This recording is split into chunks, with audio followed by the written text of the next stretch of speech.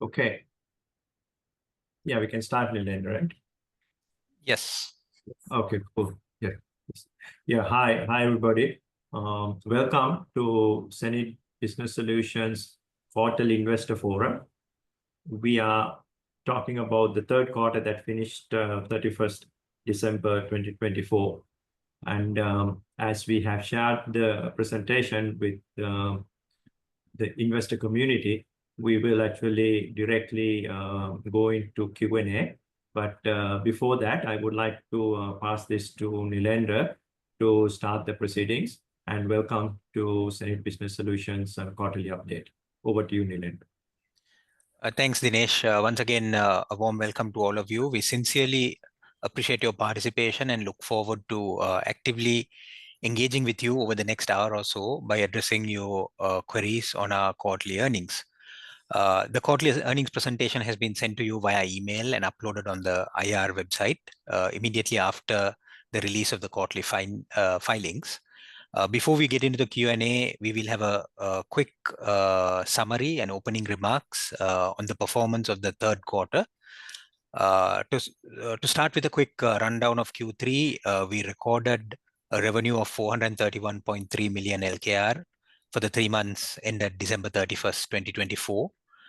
This represents a 5% year-on-year decline in LKR terms, but a 4% year-on-year growth in USD constant currency terms. As you all know, we took a further appreciation of the LKR against the USD, which has resulted in a slight decline in LKR revenues. People's HR Cloud, which is our core focus, remain the key revenue driver, achieving a 10% year-on-year growth in LKR terms and a 23% growth in USD constant currency terms. Within this segment, the recurring subscription revenue grew by 20% year-on-year in LKR terms and a much higher 33% in USD constant currency terms. At the end of Q3, our core exit annual recurring revenue, exit ARR, reached $4 million, an important milestone and delivery of consistent growth over the last period under review. New deal closures during the quarter totaled approximately $256,000, with People's HR Cloud almost making entirety of the deals. While the new deal volumes declined both on a year-on-year and quarter-on-quarter basis, we have significantly ramped up our demand generation efforts over the past 2 quarters to strengthen our deal pipeline, positioning us for stronger results in the upcoming quarters. Due to the effective cost control measures that have been implemented, the normalized EBITDA margin improved significantly to -8% this quarter from -17% in quarter 2. With our continued efforts to enhance demand generation, optimize the cost structure, and strengthen our presence in core focus markets, we are well positioned to drive ARR growth and improve the financial performance in the coming quarters. With that, our opening remarks come to an end, and we will now move into the Q&A section.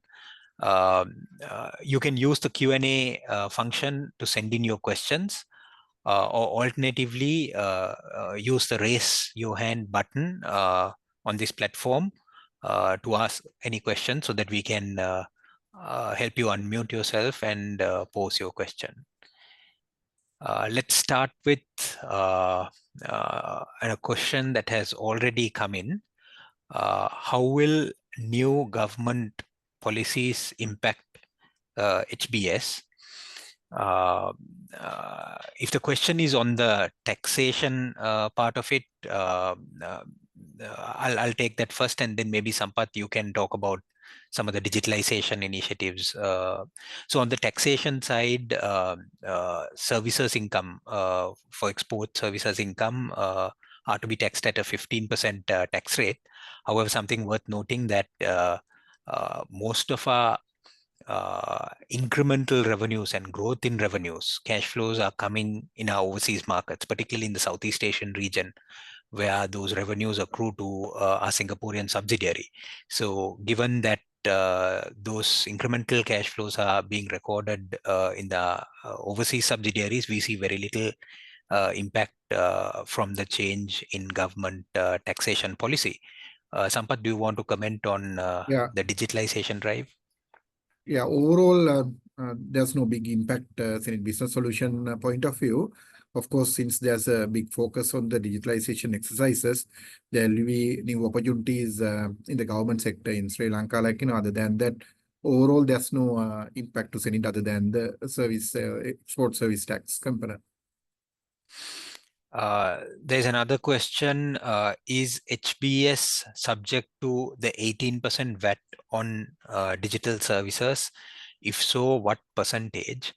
So in fact, this VAT on digital services, what we understand is that the objective is to create a level playing field for domestic vendors and overseas vendors. I mean, we are on the same, we experience the same, and sometimes we are on the receiving end when it comes to our overseas operations, where some of these markets have imposed VAT on foreign vendors like us, so that we get on a even and level playing field with the local vendors in those markets.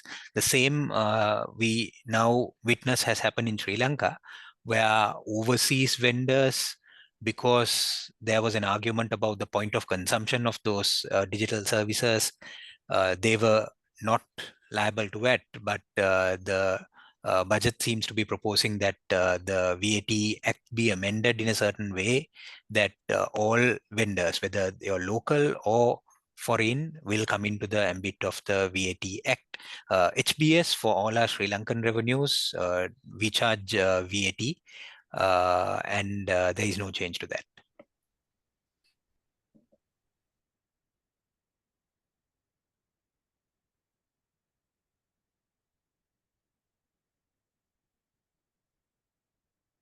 Sorry, while we wait for any other questions, let me remind you that you can click on the raise your hand icon if you need to raise a question. I think we have one more question. Yeah. Any margin projections around when will HBS have a net profit? So from a profitability point of view, what has been dragging us down, apart from, of course, the unfavorable FX movements, is a slowdown that we experience over the last 2 quarters in sales. With the demand generation that has happened and the strong deal pipelines that we've built, we are expecting a strong closure to the financial year, with Q4 having strong levels of deal closures at the levels that we originally planned for. With that coming in, Q4 is expected to achieve break-even levels. And with that recurring revenue then getting booked starting the next financial year, we are looking into getting into net profitability in the coming financial year. From a margin projection point of view, definitely our margins have been continuously on the rise. As I mentioned at the start, normalized EBITDA margin improved from -17 to -8. We are expecting, like I said, a break-even scenario at EBIT level in this quarter, and then to get into positive margin territory starting next financial year.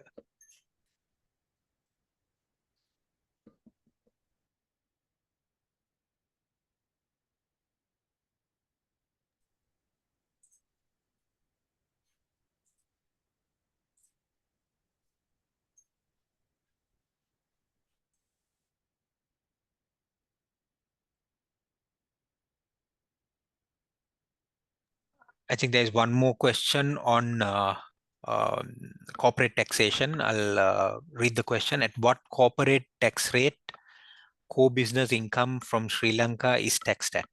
Are there any exemptions? Sri Lankan business revenues and profitability is taxed at 30%. We do not have any exemptions there. However, given that we've been investing in our market development and product development, and as a tech company, we've been running that through the P&L. there is a substantial carried forward tax loss that has been accumulated in the business, which can be used as a shelter when we start generating profitability. However, to answer the question, there are no exemptions, and the core business is taxed at 30%. Yeah, there's another question. Any new regions that you focus on to improve sales? Not at the moment. We are actually targeting 3 regions as we discussed during our last Investor Forums as well. So primarily we are into Middle East and East African belt, and South Asia and Southeast Asia. So those are the 3 regions we are working on. In fact, we slowed down Bangladesh because of some of the local problems, in the country, so other than that, there's no difference in our focus. So we keep on working on these 3 regions.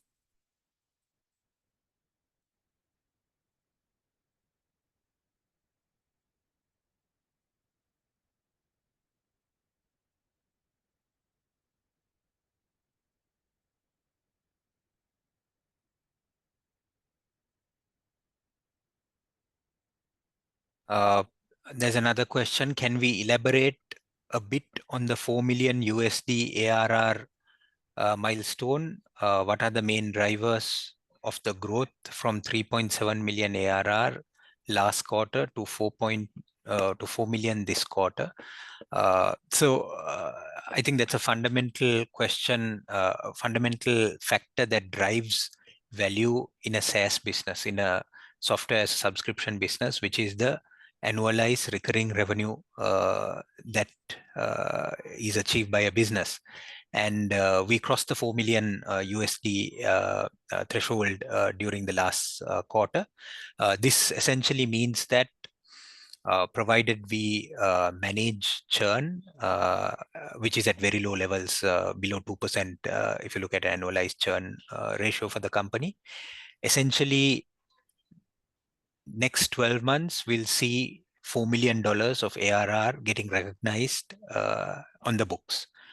So any additional sales that we do, which bring in new revenues, will add to this base.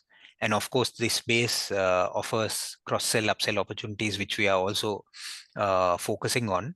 I think we had highlighted on the presentation that we had achieved net revenue retention, NRR ratio of 104% last quarter, which means now our existing revenue base, recurring revenue base, is also growing by 4%. This is through upsells, repricing, so that then there are 2 growth levers essentially for the company. One is obviously the new business, and second one is the existing business that can grow with higher usage from the existing customer base.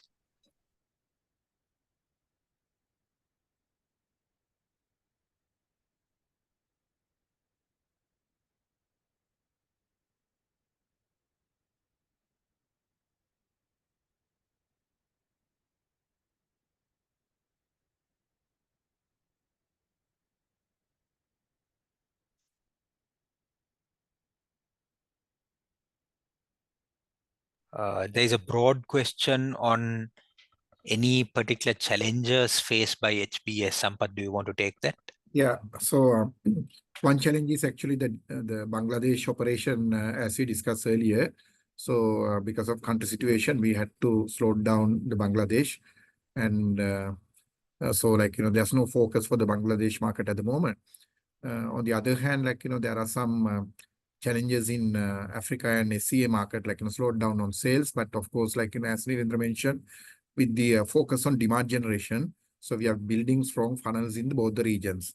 So with that, sales, we are expecting to improve in Q4 and going forward as well, because our funnels are strong now. So primary challenge is actually the competition and sales, so we are facing that. Local market, we are not facing that challenge, because we are keep on getting sales from the local market. But Southeast Asia and Africa, we had some challenges, but now with the pretty much focus on lead generation and some of the activities we carried out, events and digital marketing activities. So our funnels becoming strong with that. Actually, we are hoping sales closures in Q4 and next financial year Q1 and Q2 as well.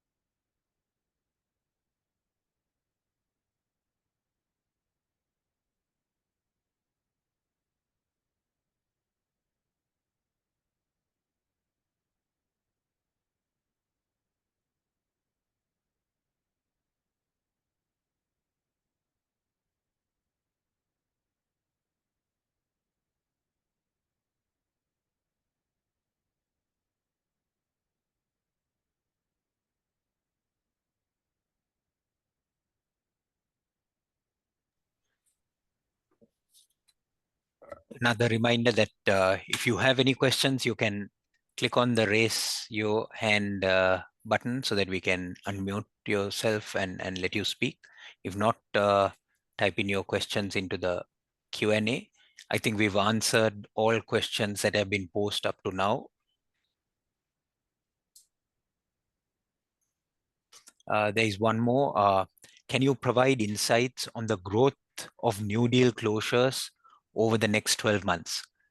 Currently, there is a declining trend in new deal closures. Sampath, do you want to take that? So yeah, let's look at last 2 quarters. Yes, there was a decline in sales because we had to do some changes in the regional sales heads as well. So we have to move out VP sales in the primarily focusing on the Southeast Asia market, but with strengthening the sales team in the region. So we are expecting good closures from Q4, that is current quarter.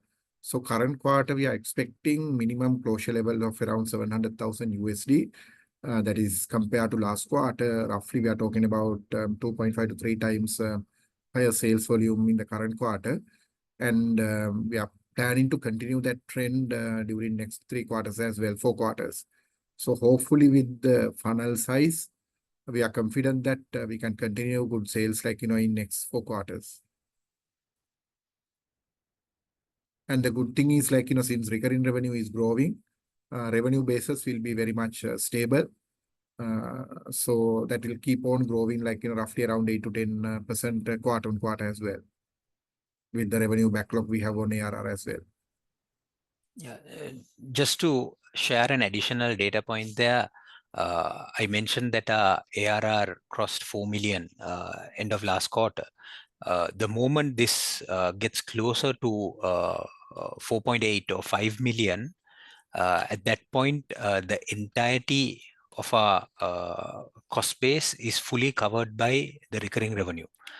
So which means that now that we have built the teams that are enough to take us to the 10 million ARR journey, any incremental deals that are close and subscription revenue that is added to P&L will basically keep accumulating profitability.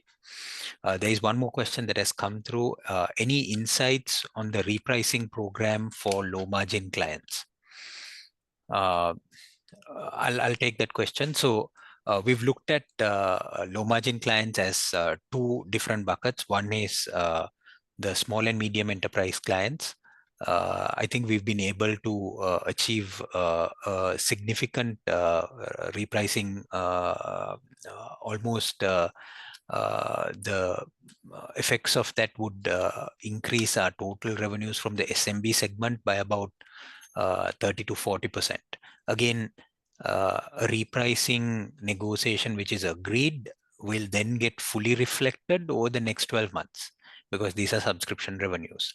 Also on the larger customer base, we have now gone over about 40 to 50% of the accounts, and we've been able to achieve about 20% total repricing gains on the customer base. Again, the results will be shown over the next 12 months.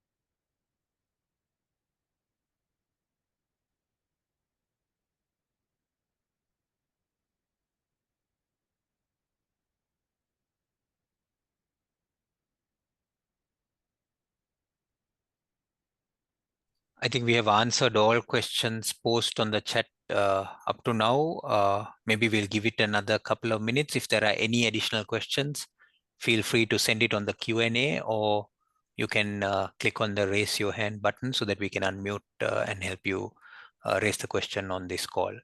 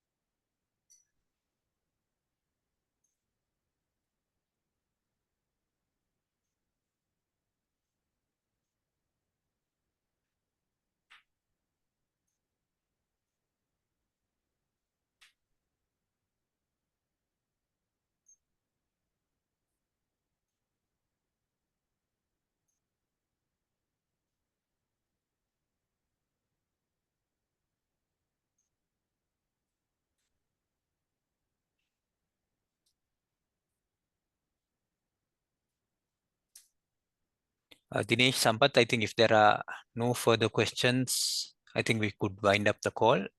Yeah. Yes, let's do that. Yeah. So thank you everybody for participating on today's quarterly update. And if there's anything, please feel free to reach out to us. Thank you. Thank you. Thank you very much.